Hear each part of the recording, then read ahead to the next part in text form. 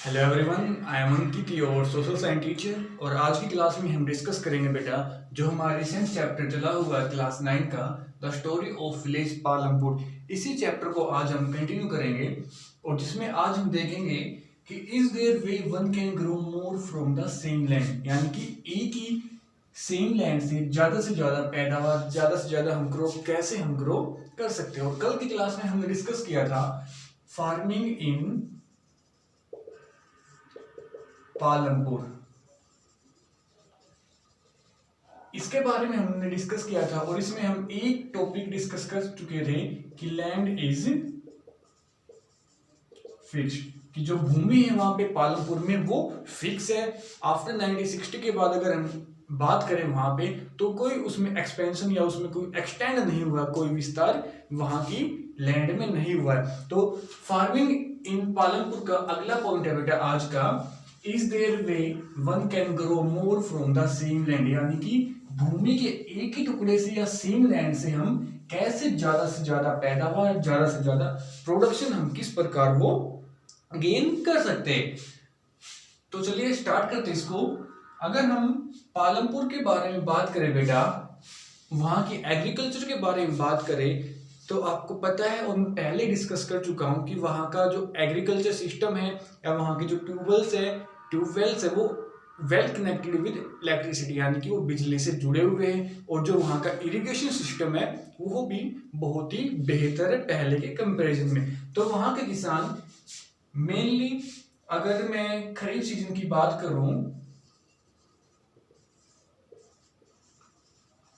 खरीफ season में वहां के किसान ज्वार और बाजरा, ये दो मेन फसलें, ये दो मेन क्रॉप वहां पे खरीफ सीजन में उगाते हैं। और अगर मैं रबी सीजन की बात करूं बेटा, जो कि हमारा विंटर में आता है, तो वहां पे उस समय अक्टूबर से लेके दिसंबर तक वहां के फार्मर पटेटो इसका वो गेन करते हैं, इसकी वो क्रॉप या इसकी वो फसल उगाते हैं।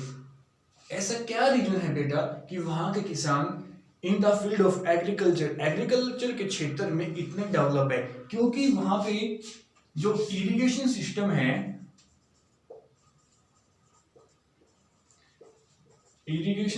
है, वो वेल डेवलप्ड है,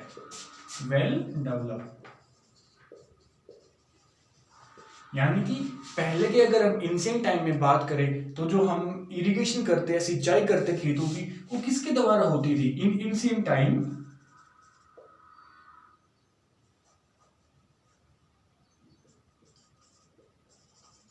अगर एंशिएंट टाइम की हम बात करें, तो जो हमारे पर्शियन व्हील्स होते थे उनके द्वारा हम खेती करते थे, यानी कि रहट के द्वारा हम सिंचाई करते थे, अपने खेतों की इरिगेशन करते।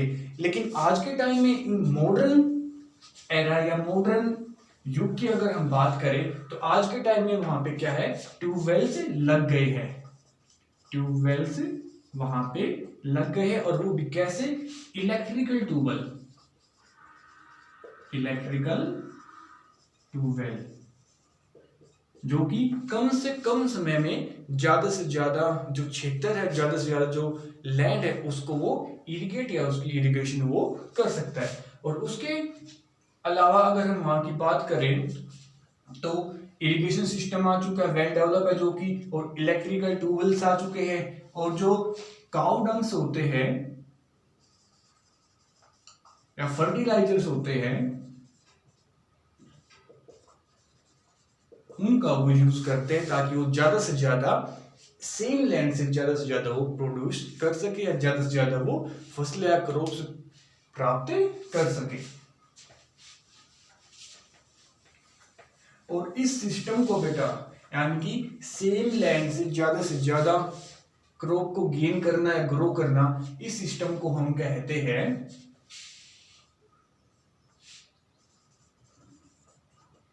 Multi cropping system.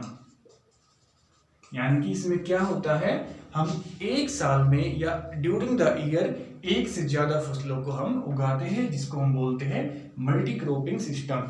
तो ये था बेटा कि हम कैसे एक लैंड से, सेम लैंड से ज्यादा पैदावार हमें कर सकते हैं। लेकिन कुछ ऐसे भी केसेज यानी कि आज के टाइम अगर मॉडर्न टाइम की बात करें तो वहां पे और ज्यादा चेंजेस हुए हैं। वो क्या चेंजेस है, एक बार हम उनके बारे में डिस्कस कर लेते हैं।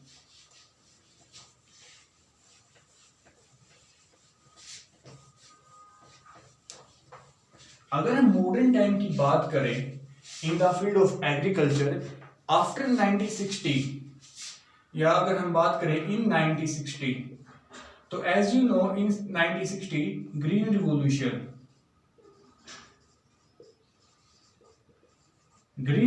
आई थी, जिसे हम हिंदी में कहते हैं हरित क्रांति। हरित क्रांति यानी कि इन द फील्ड ऑफ एग्रीकल्चर के क्षेत्र में क्रांति आई। उस क्रांति में क्या हुआ, उस रिवॉल्यूशन में क्या हुआ बेटा, ऐसे बीजों का इंपोर्ट किया गया, ऐसे सीड्स का इंपोर्ट किया गया दूसरे देशों से जो कम यूज करके हम ज्यादा उनसे प्रोड्यूस कर सकते हैं। और इन 1960 में जब इन इंडिया ग्रीन रिवॉल्यूशन आई, हरित क्रांति आई, तो मैक्सिको से जो वीट के सीड्स है बेटा, वीट सीड्स, उनको इंपोर्ट किया गया और इसका पहला प्रयोग या पहला यूज इसमें पंजाब के अंदर किया गया। अब ऐसा है क्यों कि पंजाब के अंदर पहले इन बीजों का यूज क्यों किया गया, इसका भी एक रीजन था बेटा, क्योंकि जो पंजाब है वो वेल डेवलप्ड है इन the field of irrigation system, irrigation in the field of electrical system, in the field of या जो अदर थिंग्स होती है जो रिक्वायरमेंट होती है जिनकी एग्रीकल्चर के लिए, तो उन सब में पंजाब बहुत ज्यादा डेवलप है। इसलिए सबसे पहले इन 1960 जो वीट सीड्स इंपोर्ट किए गए मैक्सिको से, उनका यूज पंजाब के अंदर किया गया। और 1960 में जो ग्रीन रिवॉल्यूशन इंडिया में आई, उसका जो श्रेय जाता है बेटा, वो जाता है MS स्वामीनाथन, जिसको इस चीज का श्रेय जाता है ग्रीन रिवॉल्यूशन का। तो ऐसे कुछ पॉइंट्स हम इसमें डिस्कस कर लेते हैं कि ग्रीन रिवॉल्यूशन आने के बाद इंडिया में या इन पालमपुर में क्या क्या चेंजेस हुए, कैसे वहां के फार्मर्स ने एक ही लैंड से या सेम लैंड से ज्यादा फायदा या ज्यादा से ज्यादा क्रॉप्स को प्रोड्यूस किया। तो जैसा कि मैंने बताया कि इन 1960 मैक्सिको से वीट के सीड्स को इंपोर्ट किया गया। तो first point is HYV seeds, यानी कि हाई यील्डिंग वैरायटी की जो सीड्स है बेटा, उनका इंपोर्ट किया गया और इसमें कम सीड्स का यूज करके हम ज्यादा से ज्यादा प्रोडक्शन गेन कर सकते हैं। और दूसरा फर्टिलाइजर्स, काउ डंग्स, और इसके अलावा पेस्टिसाइड्स जो कि बीमारियां आती खेतों के अंदर, उनकी रोकथाम के लिए यूज किया जाता है। और थर्ड है जो हमारा एंशिएंट टाइम में जिन औजार्स का या जिन चीजों का हम यूज करते थे एग्रीकल्चर में, या जिन टूल्स का हम यूज करते हैं, जैसे प्लो होता है जो कि हल होता है, उसको हम एंशिएंट टाइम में यूज करते हैं, जिससे ज्यादा टाइम लगता था और खेतों में भी हम एक लैंड से केवल एक साल के दौरान एक फसल ले सकते थे। लेकिन मॉडर्न टाइम में जब ग्रीन रिवॉल्यूशन आई तो प्लो के इन द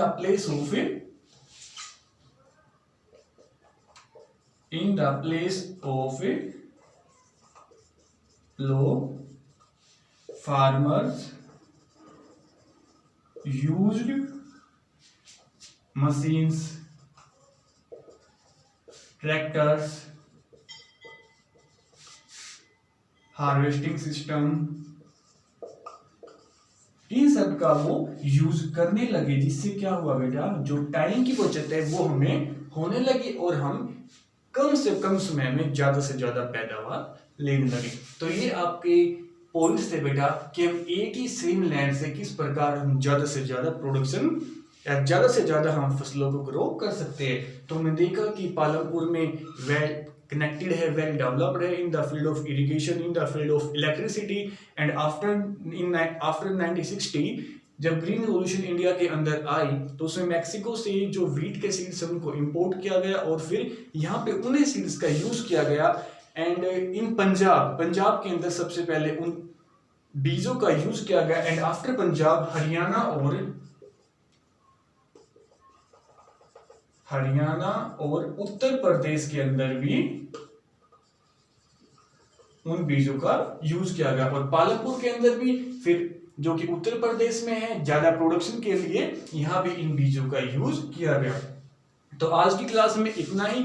आई होप आपको ये सेशन समझ आया होगा। अगर आपको समझ आया तो लाइक जरूर कीजिएगा वीडियो को, और बाकी का जो पार्ट है इस चैप्टर का वो हम कल डिस्कस करेंगे। आज के लिए इतना ही। Thank you.